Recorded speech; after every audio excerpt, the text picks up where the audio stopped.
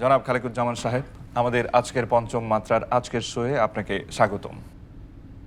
ধন্যবাদ। জনাব খালেক সাহেব, কিছুদিন আগে দৈনিক ঢাকার আলোর প্রতিবেদনে কানাডার বেগমপাড়ায় বসবাসকারীদের একটা ক্ষুদ্র তালিকা দেওয়া হয়েছিল, সেখানে কিন্তু আপনার নাম এসেছিল এবং বলা হচ্ছে যে আপনার নামে বেনামে সেখানে কোটি কোটি টাকার প্রপার্টিস রয়েছে। কোথায়? কানাডার বেগমপাড়ায়। আর এই স্ক্রিপ্টের বাইরে প্রশ্ন করছো কেন? আমার কোনো এই বিষয়ে কোনো আইডিয়াই নেই, আমার কিচ্ছু নেই ওখানে। হ্যাঁ, এবং সেখানে উল্লেখ করেছে যে বেশ কিছু সম্পত্তি আপনার স্ত্রীর নামেও রয়েছে।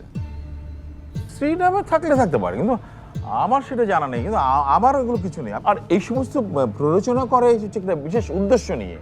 তাহলে তাদের উদ্দেশ্যটা কি? ভেরি সিম্পল, আমার মতো নিষ্পাপ এবং ভালো মানুষ যেন রাজনীতিতে না আসতে পারে, সেই জন্যে। আপনি অবশ্যই ভালো মানুষ। স্ক্রিপ্টের প্রশ্ন করি, স্ক্রিপ্টে থাকো প্লিজ। করোনার সময় আপনি কোটি কোটি টাকার চিকিৎসা সামগ্রী, ত্রাণ সামগ্রী বিতরণ করেছেন।